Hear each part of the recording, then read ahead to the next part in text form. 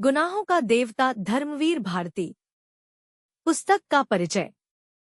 गुनाहों का देवता हिंदी साहित्य के सबसे लोकप्रिय उपन्यासों में से एक है, जिसे धर्मवीर भारती ने लिखा था।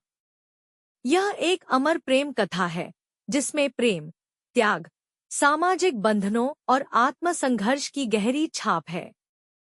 यह कहानी पाठकों को एक भावनात्मक यात्रा पर ले जाती है, जहां प्यार सिर्फ एक भावना नहीं, बल्कि एक आध्यात्मिक अनुभव बन जाता है। कहानी का सारांश। मुख्य पात्र। 1. चंद्रकांत। चंदर एक होनहार, संवेदनशील और ईमानदार युवक, जो अपने विचारों में आदर्शवादी है। 2. सुधा डॉक्टर शुक्ला की बेटी, जो चंदर को मन ही मन प्रेम करती है, लेकिन सामाजिक मर्यादाओं के कारण खुद को व्यक्त नहीं कर पाती। 3. डॉक्टर शुक्ला सुधा के पिता और चंदर के गुरु, जो उच्च नैतिक मूल्यों वाले व्यक्ति हैं। 4. बिनती सुधा की सहेली, जो उसके दुख दर्द को समझती है। शुरुआत। मासूम दोस्ती से गहरे प्रेम तक। कहानी की शुरुआत चंदर और सुधा की गहरी मित्रता से होती है। चंदर सुधा के पिता डॉक्टर शुक्ला का प्रिय शिष्य है और उनके परिवार के बहुत करीब है। चंदर और सुधा की दोस्ती बचपन की मासूमियत से भरी होती है, एक ऐसा रिश्ता जिसमें मोहब्बत की पहली झलक तो है, लेकिन उस पर कोई नाम नहीं दिया गया है।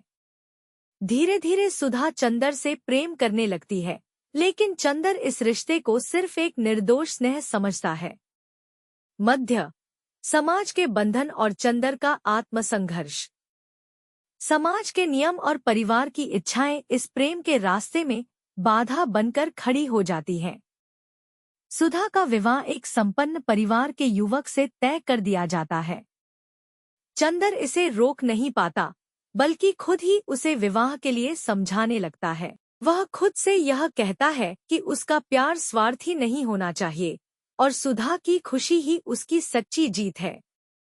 चरमोत्कर्ष। सुधा का दर्द और चंदर का पछतावा।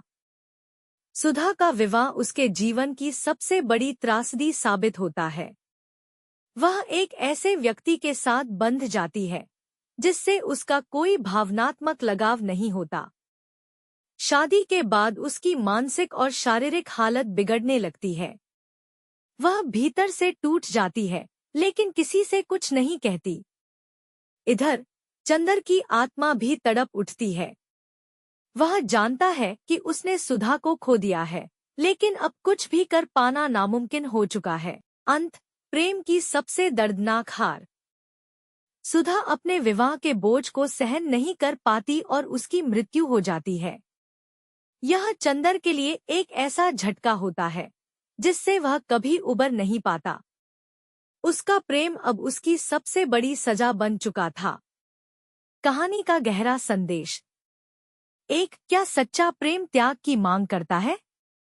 चंदर और सुधा का प्यार सामाजिक बंधनों में जकड़कर दम तोड़ देता है।